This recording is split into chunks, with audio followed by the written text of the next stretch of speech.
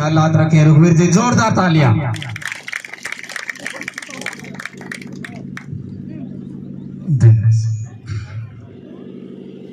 सबसे पहले तथागत बुद्ध को नमन करते हुए गरीबों के मसीहा, भारत के मुक्तिदाता, गूंगों को जुबान देने वाले, नारी को सम्मान देने वाले, भारत को संविधान देने वाले, द सिंबल ऑफ नॉलेज बाबा साहब अम्बेडकर को नमन। इस धरती पर जितने महापुरुष हुए हैं और जिन्होंने हमारी आजादी के लिए कुछ ना कुछ किया है, उन सभी के चरणों में नमन। आज का सम्मानित मंच, मेरे सामने बैठे माता, बहन, बुजुर्ग, बच्चे, भाई, युवा साथी, आप सभी को रघुवीर नायक की तरफ से बाबा साहब की 132वीं जयंती पर बहुत बहुत बधाई हो जी, बहुत बहुत बधाई हो आप सभी को। तो जिस बाबा साहब का आज हम जन्मदिन मना रहे हैं, ये किसी से छुपे हुए नहीं है, किसी से ये बात दूर नहीं है। हम बाबा साहब को तो मनाते हैं, लेकिन विडंबना की बात यह है कि हम बाबा साहब की कई भी बातों को नहीं मानते। बाबा साहब ने कहा था कि शिक्षित बनो, संगठित रहो और संघर्ष करो। इस नारे को, इस मूल मंत्र को ध्यान से देखिए। कैसे?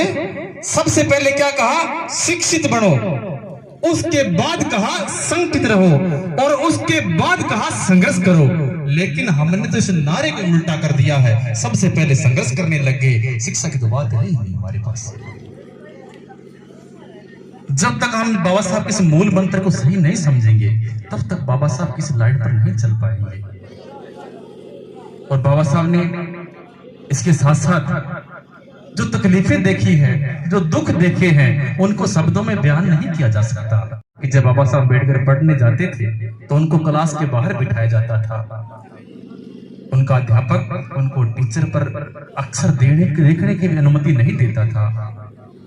उनको पानी पीने तक भी अनुमति नहीं थी। उनके लिए मटकी अलग थी।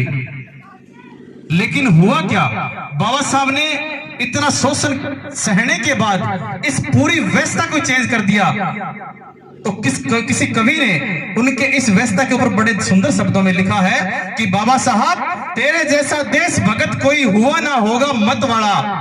देश भगत की संज्ञा इसलिए दी गई है कि बाबा साहब के साथ इतना शोषण हुआ, उसके बाद भी बाबा साहब के दिल में कभी इस देश के प्रति नफरत नहीं रही, इस देश के प्रति कभी द्वेषता की भावना नहीं रही। बाबा साहब ने कभी नहीं कहा कि मेरा देश बुरा है। बाबा साहब ने कहा कुछ लोगों की वजह से आज मैं दुखी हूं। तो बाबा साहब जब क्लास के बाहर बैठते थे तो किसी कवि ने बड़ा सुंदर वर्णन किया है कि बाबा साहब, तेरे जैसा देश भगत कोई हुआ ना होगा मत वाला। जो क्लासों के अंदर बैठते थे वो अंदर ही बैठे रह गए और बाहर बैठने वाले ने देश का भाग्य लिख डाला। बाहर बैठने वाले ने देश का भाग्य लिख डाला। ये बात तभी हुई जब बाबा साहब ने दृढ़ संकल्प लिया।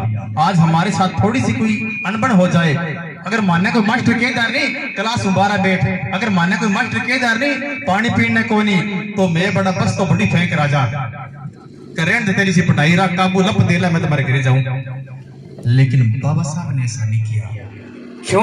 बाबा साहब को इस बात का पता था कि अगर मेरे कोई समाज का कल्याण होगा, अगर मेरे समाज को मुक्ति से बाहर निकाल करके लाऊंगा, तो वो ओनली फॉर शिक्षा है और मुझे शिक्षा से नहीं भागना है। कुछ भी हो जाए मुझको ग्रहण करनी है। इसीलिए बाबा साहब ने शिक्षा ग्रहण की थी। और अगर बाबा साहब शिक्षा ग्रहण नहीं करते तो शायद आज हम यहाँ नहीं बैठते। कुंदर हवा चल रही है, ये हमारा देन नहीं है। कैसे? कि जिस जगह पर आज हम खड़े हैं, इसके लिए बाबा साहब लड़े हैं। जो हमारे पास दौलत है वो बाबा साहब की बदौलत है, और जो हमारे जेब में पेन है ये बाबा साहब की देन है। जो मेरे जिस्म पर आज चमचमाती शर्ट है ये बाबा साहब के सहे हुए कष्ट है, और जो आज हमारे नीचे गाड़ियां और कार है ये बाबा साहब का ही उपकार है। लेकिन दुख की बात यह है कि बाबा साहब ने जो हमें हक दिया उसको लेने के बाद हम अच्छी नौकरियों में चले गए। कोई एमपी बन गया, कोई एमएलए बन गया, कुछ आरएस, कुछ एसडीएम बन गए। लेकिन एसडीएम बनने के बाद बाबा साहब ने तो कहा था कि ये पढ़ने के बाद मेरे समाज का भला करेंगे, मेरे समाज के लिए अच्छा काम करेंगे। लेकिन जब पढ़ने और लिखने के बाद वो कुर्सियों पर पहुंचे तो कुर्सियों से चिपक के बैठ गए। उनको समाज में से बदबू आनी शुरू हो गई। बोले इनको क्या, ये तो पढ़े लिखे लोग नहीं है। लेकिन बाबा साहब 18 मार्च को आगरा के अंदर एक मासूम बच्चे की तरह रोने लग गए थे कि मुझे मेरे समाज के पढ़े लिखे लोगों ने धोखा दिया है। जिस समाज को मैंने कुर्सियों पर बिठाया है, जिस समाज को अच्छी व्यवस्था दी है, और मैं कहना चाहता हूं कि मेरे समाज के लोगों, मैंने आपको यहां पहुंचाने के लिए अपने 4-4 बच्चों की कुर्बानियां दे दी है। मैंने अपने पत्नी की जवानी में पत्नी खो दी है, मैंने अपना पूरा जीवन खो दिया है। लेकिन आज आपको इस समाज की फिक्र नहीं है। इसलिए बाबा साहब 18 मार्च को आगरा में रोने लग गए थे। आज अब हम जयंती पर जयकारे तो बहुत लगाएंगे, बाबा साहब तेरा मिशन अधूरा हम सब मिलकर करेंगे पूरा। लेकिन ये सिर्फ ओनली फॉर भाषण है, ये नारे हैं, मिशन पूरा हो नहीं रहा है। क्यों? यहाँ से टेंट समेटने के बाद हम अपने घर के अंदर और वो अपने घर के अंदर, कौन अम्बेडकर था, कौन जयंती थी, हम नहीं जानते। और मैं कहना चाहता हूं कि यहाँ जयंती इसलिए नहीं मनाई जा रही कि हम जैसे लोग आएंगे, बड़े बड़े भाषण करेंगे, फिर थाना बुंदी मिलजीर से ताड़ी मार कर उड़ जोगा। नहीं, आपको यहाँ आने के बाद एक प्रण लेना है। आपको यहाँ आने के बाद बाबा साहब की कसम लेनी है कि बाबा साहब हम जयंती में गए थे, उस दिन हमने प्रण लिया है कि हमारे समाज के किसी भी गरीब बच्चे को फीस की जरूरत पड़ेगी, किसी भी गरीब बच्चे का पढ़ाई से स्कूल छूटेगा तो बाबा साहब हम सब मिल करके उसका स्कूल चालू कराएंगे, उसकी पढ़ाई चालू कराएंगे। हम उस बच्चे को घर पर नहीं बैठने देंगे। बाबा साहब हम प्रण लेते हैं आपकी जयंती पर, आपको इस बात का प्रण लेना चाहिए। तब माने कि बाबा साहब को आज आप धन्यवाद दे रहे हैं, बाबा साहब को वंदन कर रहे हैं। नहीं तो झूठी और थोथी बातों से कुछ भी होने वाला नहीं है। और इस गांव से भी निवेदन करना चाहूंगा, हालांकि मुझे पता नहीं है जो आयोजन कमेटी है, और मैं उनसे भी कहना चाहूंगा कि आज जिस दिन जयंती मना रहे हैं, आज इस जयंती को आप इतनी ऐतिहासिक कर दो। और आज यहाँ पर यह घोषणा की जाए कि जयंती के दिन हम हमारे गांव में अंबेडकर लाइब्रेरी की घोषणा करते हैं कि हम जयंती का जो पैसा है अंबेडकर लाइब्रेरी पर खोलेंगे और हमारे समाज के बच्चों को पढ़ाने का काम करेंगे। और जो समाज के यहाँ पर गणमान्य लोग बैठे हैं, जिनको आप यहाँ कुर्सियों पर बिठाया है, इसलिए बिठाया कि ये समाज के नेतृत्व करने वाले लोग हैं, ये समाज के सुख दुख में काम आने वाले लोग हैं, इसलिए आपको बिठाया है। और मैं आपको विश्वास दिलाता हूं, अगर आप कहोगे कि हमें अंबेडकर लाइब्रेरी का निर्माण करना है तो ये लोग बिल्कुल पीछे नहीं हटेंगे और आपकी पीठ मजबूत करने के लिए तन मन धन से आगे आ जाएंगे। मैं इस बात से निवेदन करना चाहता हूँ। तो आपको इस बात का प्रण जरूर लेना है कि हमको शिक्षा के बिना कुछ भी नहीं करना, शिक्षा के बिना भला नहीं हो सकता।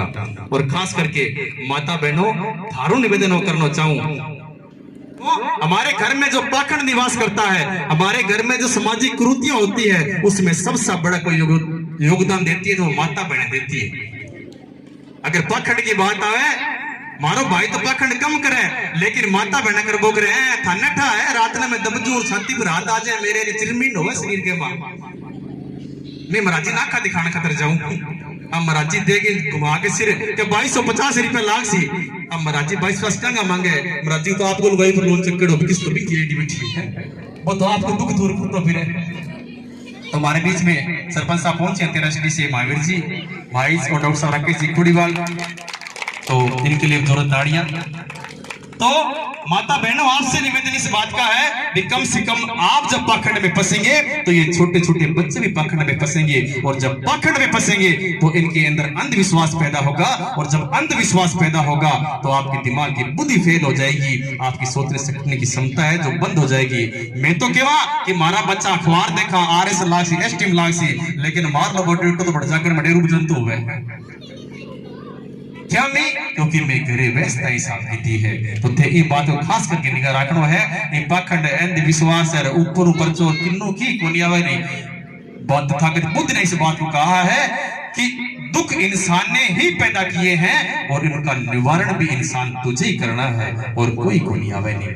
हमारे घर में क्यों जावे कि भगवान छप्पर पाड़ के देवे, अब छप्पर पाटे में सिर में कोई लठ आ जाएंगे तो मैं क्यों कोई नहीं, आप छप्पर पाटे की आए हो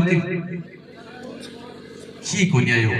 और ये बात का मानना चला जिको बोलो दूध बुद्धि करे नहीं वो बोलो तंग है, पक्की बात है। इसको कम मानने नहीं ना बिना भूत दिखे ना बिना बिल्ली रस्तो काटे ना बिना कोई और कोचरी बोल की कौन बोले कोचरी गला की बोले लेकिन जी आप भी बोला बे मैं पढ़ागा ना और घरों निकलता है जे गंडक जे कान फड़फड़ा दे तो फिर बस को मृत्यु को नहीं खाना भी मारना थे और जे टप जा घर आकर बिल्ली तो मैं ये समझा जी आतंकवादी टप गयो और रस्तो काट दे बताओ अब बिल्ली को रस्तो नैरो काट सी कर लेकिन किस्सा पखड़ है मैं कितना उलझना पड़ेगा हाँ तो माता बहनों थारो भी निवेदन है और थे भी बात ने कहना है कि मैं बाबा साहब जयंती पर गई और बिना परण लेके आई कि चाहे कुछ भी हो जाए मैं मेरा बच्चा पकड़ में कौन जान दूं अब आंदेवास मैं मेरा बच्चा स्कूल में भेजना शुरू करूंगा जिसको बंगा बुद्धि को विकास होगा और समाज को नाम रोशन करेगा निवेदन करूं जिसको अपने वो चल रहा है श्याम ने थोड़ा सा कम कर और जे बंद कर ले तो मैं पढ़े की कोनी नहीं क्यों इस शराब ने घड़ी पी ली 15 साल 10 साल 20 साल जे में कोई फूल फाल निकला तो निकल जा रहा है आयो की अब थोड़े से ने कम कर लियो तो श्याम ने देखा नहीं वो आप वो जिडो को नहीं हुआ नाटक को बड़ा करता हुआ वो और आधा का महाराज जी तो पे पड़े हुए कूल डैम ऊपर गंडक बंगा मुंह चाटता हुआ है दाढ़ी तो बढ़िया करे नाई सोनी करे नाई बढ़ते रहे कितनी शाबाशी मानो थे कितनी बढ़िया मानो थे इन्हें और मैं तो बार बार क्यों आधारी दूर को न बड़े गानगर सारा डिग्गी है जरा सुगर मिल है बटा मोटी सारी डिग्गी है माता मेरा ध्यान सुनता जाया अरे डिग्गी में जाल लागेड़ा है दारू गठू बना था बताऊं मैं भी जाल के ऊपर कबूतर बिठा करे बटी चिड़िया बिठा करे वो सारो माई घोड़े डंगू अरे कई बार भी जाल में गंडक फंस जाए मोटा मोटा अब गंडक फंस जाए गंडक माई मर जाए अब तो सोच के देखो जिसको गंडक फंसी हो भी जोर तो लग गई है जोर लग गया तो सामान भी बारह कोनी के नहीं है अब बिना मशीना घोल गाड़ के करके फिट डोला मारू अब वो चाट के करंट तो है हाँ करंट हो सी सामान माई हो थोड़ी भाई आपने फिर ये ललकर मारा है ये करे जब माँ क्यों क्या मैं करा भूंगा क्या मैं तो माँ सामान बोई तो कीड़ो बोई भूंगा को कुड़ भूंसी तू नहीं बोलता यार तेरे बीच दारू बोलती कोई बोल ले मार कीड़ो को भी कर तो इन मैं को ज्यादा लंबी चौड़ी बात को नहीं और निवेदन करो चाहूं कि दारू कारण हमारा घर पट्टी जा पड़िया है हमारा छोटा छोटा बच्चा को भविष्य उजड़ गयो आज मिलो होयो कोनी बहन बेटियां का तलाक उड़ा पड़ा है मैं थारू हाथ जोड़ के निवेदन करके भीख मांगू ये बात की जोड़ी फैला के भीख मांगू कृपया ये बात ने बंद करो ये नशा ने बंद करो ये समाज ने बचाना है और बाबा साहब के नाम पर प्रण लेके जाओ कि आज मैं भी जयंती पर गया और भी दिन में मेरे कुरुतियों छोड़ दी छोड़नी बड़ी औखी है मन था क्या माद जी श्यामना वरी दुख लगे वहां जिंदाबाद मुर्दाबाद का अठ तो बात अच्छी लगे जी गेट दोबारा जा सी नहीं फिर रोटी सेकता आपका बड़ो वाले बस मैं को नहीं मैं चावा भी आना पीढ़ी मार पर ये बात तो कलक ना लगावे आना पीढ़ी माना ये बात को तानो ना मारे कि समाज सेवक बना फिरता थे करियो क्यों मैंने बताओ सरी मैं आना पीढ़ी ना बात के मांगा बेटा मैं समाज ने बतायो मैं दिन रात घूमता और समाज ने आ बात की इन दारू नशा की गुण पड़ो बेटा मैं समझ को प्रयास करियो इन वास्ते हमारे युवा पीढ़ी ने बात कहना चाहवा और थारो भी निवेदन है थे मारो साथ दियो थे ये ना समझो भाषण करके उड़ गया मैं भाषण कोरी कर ला रही हूं मैं मेरा दिल का दर्द बता ला रही हूं क्योंकि सामाजिक लोग हां दिन में 10 में 9 फोन तो थाना गई आवे ने कोट के मार दी को डिग्गी पड़ गई को ट्रक नीचा गई छोटा छोटा बच्चा गला में उड़ता फिर ला रहा है बुरा हालात है मैं थारो निवेदन करो चाहूं बात को हमारा बीच में प्रशासन भी आड़ो बैठो है और अब जब थे इसो बात करोगा इसा प्रण लेगा तो अन्य भी लागो इसको करगले गांव में मैं सोचता भी इसे कटपटी पाता है और आज जो बात करगले गांव बड़ो साफ सुथरो काम हो गयो है और थाने धन्यवाद देवेगा थाने सम्मानित करने वास्ते लोग आवेगा अगर ते प्रण लेगा तो नहीं तो अट्टू तो पिया जासी और थोड़ा बाद थोड़ी देर बाद पगोल को गिर परने जासी खुशी है बाबा सी को जयंती खुशी तो मनाई श्या तो खुश है काशी हम की को न पड़ो तो बहुत बहुत धन्यवाद मैं आगे समय प्रोग्राम काफी है आगे भी जाना है सारा वाला रे तो ठे बुला के तो मान और सम्मान दियो आगे वास्ते और भी जरूरत पड़ेगी तो बिल्कुल आप आवांगा बात करांगा और लास्ट में मैं बाबा साहब के बारे में दो शब्द बोल के अपना उद्घाटन समाप्त करूंगा कि मेरे सर को जो रुतबा मिला बाबा साहब तेरे संविधान से मिला है मेरे सर को जो रुतबा मिला बाबा साहब तेरे संविधान से मिला है अगर आज इस मंच पर बोल रहा हूं ये भी हक तेरे संविधान से मिला है औरों को जो मिला वो तो मुकद्दर से मिला है और बाबा साहब हमें तो मुकद्दर भी तेरे संविधान से मिला है हमें तो मुकद्दर भी तेरे संविधान से मिला है तो बहुत बहुत धन्यवाद जय भीम जय भारत जय संविधान। धन्यवाद रघुवीर जी।